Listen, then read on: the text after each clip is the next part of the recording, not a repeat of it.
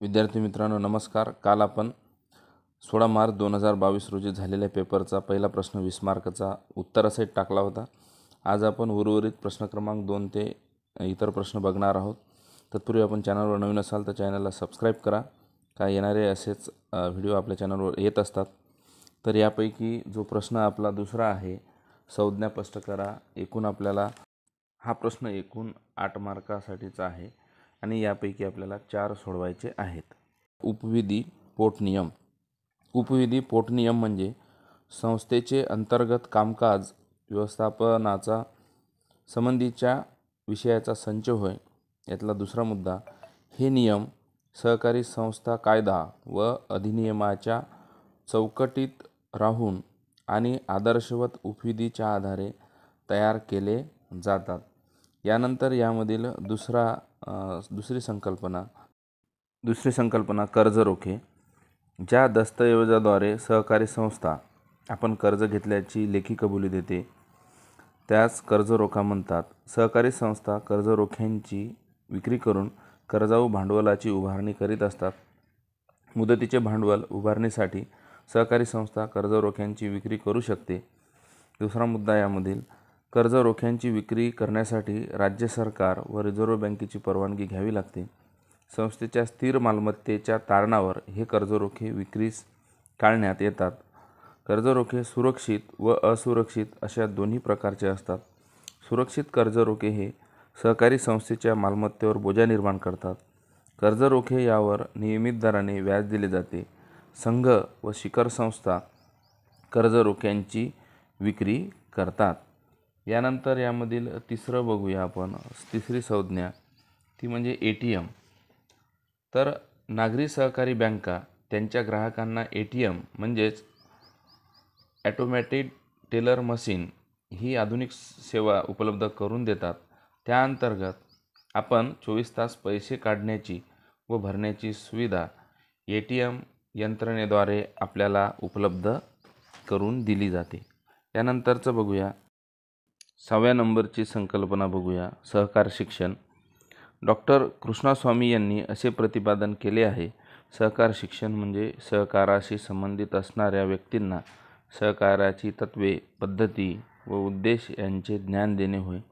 तसेच सहकारातील निष्ठा व स्वखुशीने एकत्रित काम करण्याची योग्यता किंवा कुवत इत्यादी गुणांचा विकास करणे म्हणजे सहकार शिक्षण होय. संचालक, सभासद हे सहकारी संस्थेचे मालक असतात. त्यामुळे सहकारी संस्थेच्या व्यवस्थापनाची जबाबदारी सभासदांची असते.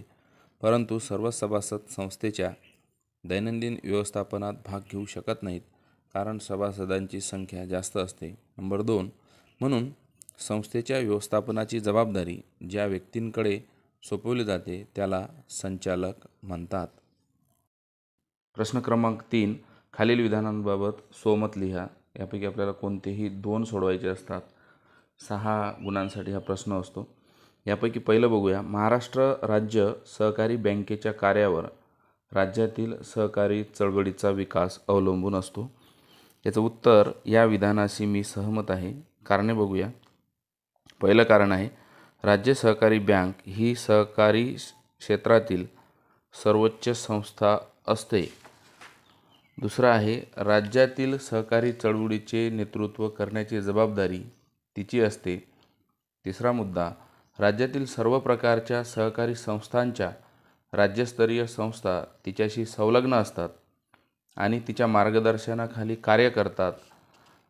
ग्रामीण विकासामध्ये महत्त्वपूर्ण भूमिका बजावणाऱ्या सहकारी प्रक्रिया संस्था या राज्य सहकारी बँकेशी संलग्न असतात. 5वा मुद्दा आहे, सहकारी चळवळीच्या विकासाची जबाबदारी विविध सहकारी संस्था राज्य सहकारी बँकेच्या नेतृत्व आणि मार्गदर्शनाखाली पार पडतात. त्यानंतर दुसरा आहे, बहुराष्ट्रीय कंपन्यांच्या तुलनेत सहकारी संस्थांचा उत्पादन खर्च जास्त आहे. उत्तर, या विधानाशी मी सहमत आहे. ही वास्तव परिस्थिती आहे. कारणे जाणून घेऊया. नंबर 1, सहकारी संस्थांची भांडवल उभारण्याची क्षमता मर्यादित असल्याने त्या पारंपरिक श्रमप्रधान उत्पादन तंत्राचा वापर करतात. दुसरा मुद्दा, यंत्रसामग्री आणि भांडवलाऐवजी मनुष्यबळाचा वापर करण्यात आल्याने उत्पादन कमी व उत्पादन खर्च अधिक असतो. तिसरं, बहुराष्ट्रीय कंपन्याकडे विपुल प्रमाणात भांडवल असल्याने त्या भांडवल प्रधान उत्पादन पद्धतीने उत्पादन करतात, त्यामुळे उत्पादन प्रचंड प्रमाणात आणि उत्पादन खर्च कमी असतो. तिसरं आहे, सहकारी संस्थेच्या प्रगतीसाठी व्यवसाय वृद्धीसाठी भांडवलाची नितांत गरज असते. उत्तर, या विधानाशी मी सहमत आहे. कारणे: नंबर 1, सहकारी संस्था ही भागधारकांची व्यावसायिक संस्था आहे. नंबर 2, प्रत्येक सहकारी संस्थेच्या अधिकृत भांडवलातील विशिष्ट विक्रीत भांडवल म्हणून काढते. तिसरं, संस्थेच्या सभासदांना भागांचे विक्रीद्वारा प्राथमिक भांडवल उभारले जाते. त्यानंतर शासनाला भाग भांडवलाची खरेदी करण्याची विनंती केली जाते. चौथं, सहकारी संस्थेने भाग भांडवल उभारले तरच तिला आपली व्यावसायिक कामे करता येतील आणि संस्थेची उद्दिष्टे साध्य करता येतील. पाचवं, भांडवल हे सहकारी संस्थाचे जीवनदायी रक्त आहे. त्याचा संस्था अथवा देऊ शकत नाहीत आणि अर्थक्षम होऊ शकत नाही.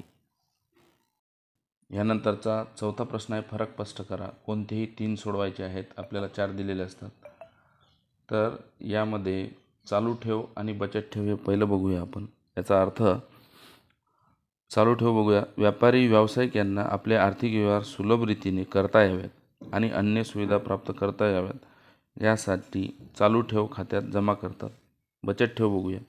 बचत ठेव म्हणजे सर्वसाधारण व्यक्तींना आपली बचत सुरक्षित राहावी यासाठी बचत खात्यात जमा केलेली ठेव होय. खातेदार: व्यापारी व्यावसायिक आणि उद्योजक व त्यांच्या संस्था चालू खात्याचे म्हणजे खातेदार असतात. तर सर्वसामान्य मध्यमवर्गीय पगारदार व्यक्ती या बचत खात्याचे खातेदार असतात. ठेवींचे स्वरूप: चालू ठेव खात्यात खातेदार कितीही वेळा पैसे जमा करू शकतो किंवा काढू शकतो. तर बचत ठेव खात्यात खातेदार वेळोवेळी पैसे जमा करू शकतो आणि निर्धारित वेळा काढू शकतो. अधिविकर्ष सवलत: चालू खातेदारांना आर्थिक व्यवहार मोठ्या प्रमाणात असल्याने आणि खातेदार आर्थिकदृष्ट्या सक्षम असल्याने त्यांना अधिविकर्ष सवलत दिली जाते. आणि बचत ठेवीदारांचे आर्थिक व्यवहार मर्यादित असल्याने आणि त्यांची आर्थिक परिस्थिती सामान्य असल्याने त्यांना अधिविकर्ष सवलत दिली जात नाही. त्यानंतरचं दुसरं बघू, नागरी सहकारी बँक आणि जिल्हा मध्यवर्ती सहकारी बँक. याचा अर्थ जाणून घेऊया. ज्या नागरी सहकारी पतसंस्थेचे भागभांडवल रुपये 1 लाखापेक्षा अधिक आहे, जी बँकिंगचे सामान्य कार्यकर्ते आणि इतर सहकारी संस्थांना सदस्यत्व देत नाही, तिला नागरी सहकारी बँक म्हणतात. अर्थ: जिल्हा बँकाच्या उद्देशात इतर सहकारी संस्थांना कर्ज देण्यासाठी निधी उभारणे या उद्देशाचा समावेश असतो, तिला जिल्हा मध्यवर्ती सहकारी बँक म्हणतात. कार्यक्षेत्र: ही नागरी सहकारी बँक ही शहरी आणि निमशहरी क्षेत्रात कार्य करते. तर जिल्हा ही बँक जिल्ह्यातील ग्रामीण क्षेत्रात कार्य करते. प्रमुख कार्य: नागरी बँक ही बिगर शेती व्यवसायासाठी कर्ज पुरवठा करते आणि ही बँक शेती व तत्सम व्यवसायासाठी कर्ज पुरवठा करते. सभासदत्व: नागरी सहकारी बँकेत व्यक्ती सभासदत्वाची तरतूद असते, तर जिल्हा मध्यवर्ती सहकारी बँकेत प्रामुख्याने संस्था सदस्यत्वाची तरतूद असते. यानंतर बघूया प्रश्न क्रमांक 5. संक्षिप्त टिपा लिहा. कोणतेही 2 सोडवायचे आहेत. 4 गुणांसाठी 1 आहे. एकूण याला 8 गुण आहे. तर पहिली टीप बघूया. हिशोब तपासणी वर्गीकरणामधलं बघूया. तर यामधील पहिलं आहे, हिशोब तपासणीनंतर अंकेक्षकाच्या शिफारशीवरून निबंधकाद्वारा सहकारी संस्थांना दिल्या जाणाऱ्या वर्गांना हिशोब तपासणी अंकेक्षण वर्गीकरण म्हणतात. नंबर 2, वर्ग देताना पुढील गुणदान पद्धती वापरली जाते. भांडवल उभारणी 20 गुण, आर्थिक कामगिरी 40 गुण, व्यवस्थापन 15 गुण, संस्थेचे कामकाज 25 गुण. अशा प्रकारे 100 गुणांतून प्राप्त झालेल्या गुणाच्या आधारे वर्ग दिला जातो. त्यामधला तिसरा मुद्दा आहे, 60% अधिक गुण प्राप्त करणाऱ्या संस्थांना अ वर्ग, 50 ते 59 गुण प्राप्त करणाऱ्या संस्थांना ब वर्ग आणि 35 ते 49 गुण प्राप्त करणाऱ्या संस्थांना क वर्ग आणि 35पेक्षा कमी गुण प्राप्त करणाऱ्या संस्थांना ड वर्ग दिला जातो. चौथा आहे, अ वर्गातील संस्थांची आर्थिक परिस्थिती व कर्जमुक्ती उत्तम असते. थकबाकीचे प्रमाण 10% असते. ब वर्गातील संस्थांची आर्थिक परिस्थिती बरी असली तरी थकबाकीचे प्रमाण 25% असते. क वर्गातील संस्था आर्थिकदृष्ट्या सुस्थित नसतात, त्यांच्या थकबाकीचे प्रमाण 47% असते. ड वर्गातील संस्थांची आर्थिक परिस्थिती बिकट असते, त्यांच्या थकबाकीचे प्रमाण 60% किंवा त्यापेक्षा अधिक असते. यानंतर दुसरं आहे याच्यामधलं सहकार क्षेत्रापुढील आव्हाने. याचं उत्तर बघूया आता. जागतिकीकरणाच्या प्रक्रियेला भारतात वेग मिळाल्यानंतर सहकारी क्षेत्रासमोर निर्माण झालेली आव्हाने पुढीलप्रमाणे. नंबर 1, भागभांडवल उभारणी. सहकारी संस्थांचे सभासद मोठ्या प्रमाणात संस्थेला भागभांडवल पुरवठा करू शकत नाहीत. गैरव्यवहार व अकार्यक्षमतेमुळे सहकारी संस्थांची विश्वासार्हता कमी झालेली आहे. सहकारी संस्थांना आवश्यक तेवढ्या प्रमाणात भागभांडवल उभारणी करण्याचे आव्हान निर्माण झाले आहे. दुसरा मुद्दा, वाढता उत्पादन खर्च. सहकारी संस्थांमार्फत उत्पादन प्रक्रियेमध्ये परंपरागत व श्रमप्रधान उत्पादन तंत्राचा वापर केला जात असल्याने एकूण उत्पादनाचे प्रमाणही कमी असते. त्यामुळे उत्पादन खर्चाचे प्रमाण जास्त असते. वाढता उत्पादन खर्च हे सहकार क्षेत्रापुढील एक आव्हान आहे. तिसरा आहे बहुराष्ट्रीय कंपन्यांशी स्पर्धा. सहकारी संस्थांची उत्पादने बहुराष्ट्रीय कंपन्यांच्या उत्पादनाशी स्पर्धा करू शकत नाहीत. सहकारी संस्थांना स्थानिक बाजारपेठ टिकवून ठेवणे सुद्धा कठीण होत चालले आहे. त्यानंतर चौथा आहे कमी होत असलेले शासकीय अनुदान. जागतिकीकरणाच्या प्रक्रियेनंतर सरकारकडून केल्या जाणाऱ्या मदतीमध्ये कपात करण्यात आली, तर काही सवलती व अनुदाने बंद करण्यात आली. पाचवा मुद्दा आहे गुणात्मक विकासाकडे दुर्लक्ष.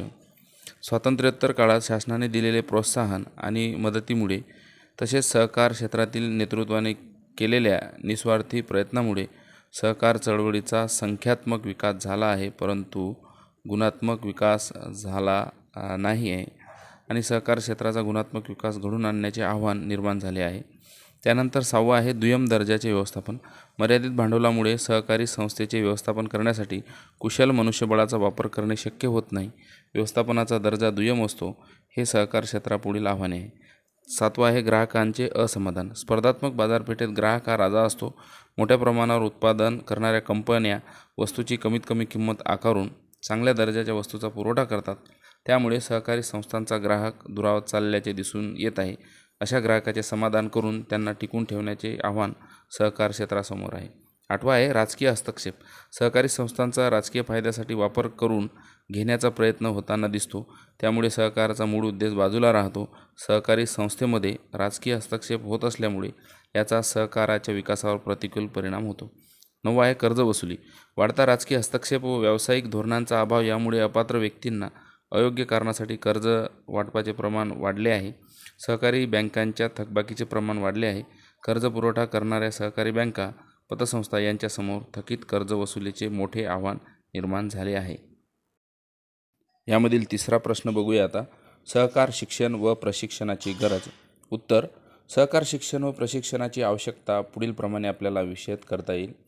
पहिला मुद्दा यामधील सहकारी चळवळीचे नेतृत्व. सहकारी संस्थेचे नेतृत्व किती सक्षम आणि कुशल आहे यावर संस्थेचे भवितव्य अवलंबून असते. सहकारी संस्थेवर तत्वावर, मूल्यांवर निष्ठा असणारे, कुशल संघटक असणारे आणि सभासदांच्या संस्थेच्या विकासाची तळमळ असणारे नेतेच सहकारी संस्थेला विकासाकडे नेऊ शकतात. म्हणून नेतृत्व घडवण्यासाठी सहकार शिक्षण व प्रशिक्षण आवश्यक असते. दुसरा मुद्दा यामधील सहकारी संस्थेचा विकास. सहकार शिक्षण व प्रशिक्षणामुळे संस्थेच्या समस्या, भावी काळातील आव्हाने, नवनवीन तंत्रज्ञान व कार्यपद्धती याची माहिती सहकारी संस्थेच्या प्रत्येक घटकाला मिळू शकते व त्या माध्यमातून सहकारी संस्थेचा विकास घडून येतो. तिसरा मुद्दा आहे कार्यक्षम व्यवस्थापन. सहकारी संस्थेच्या कर्मचाऱ्यांना, अधिकाऱ्यांना व संचालकांना संस्थेचे कामकाज अधिक चांगल्या रीतीने व कार्यक्षम पार पाडण्यासाठी लागणारे ज्ञान व कौशल्य सहकार शिक्षण व प्रशिक्षणातूनच मिळू शकते. त्यानंतर चौथा आहे शिक्षित सभासद वर्गाची निर्मिती. सहकारी संस्थांचा विकास प्रामुख्याने ग्रामीण भागात झालेला दिसून येतो. त्यामुळे सहकाराची तत्त्वे, मूल्य, कार्यपद्धती आणि ज्ञान तेथील लोकांना असेलच असे नाही, शिवाय सहकाराच्या माध्यमातून मिळणारे फायदे देखील त्यांना माहीत नसतात. सभासदांना त्यांचे अधिकार, जबाबदाऱ्या व कर्तव्ये याची जाणीव करून देणं आवश्यक असते. विद्यार्थी मित्रांनो, यानंतर आपला जो 6वा प्रश्न आहे. 6वा, 7वा आणि 8वा हे आपण पुढील भागामध्ये बघणार आहोत.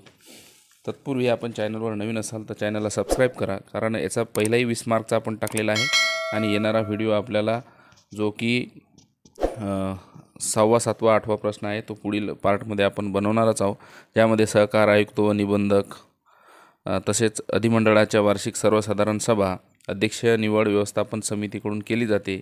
हे उर्वरित प्रश्न, सहकार आयुक्त व निबंधकाची वैधानिक कार्य, सहकारी संस्थेचे सभासदत्व मंजूर केल्याचे पत्र लिहा, हे आपण पुढील व्हिडिओमध्ये बघणार आहोत. धन्यवाद.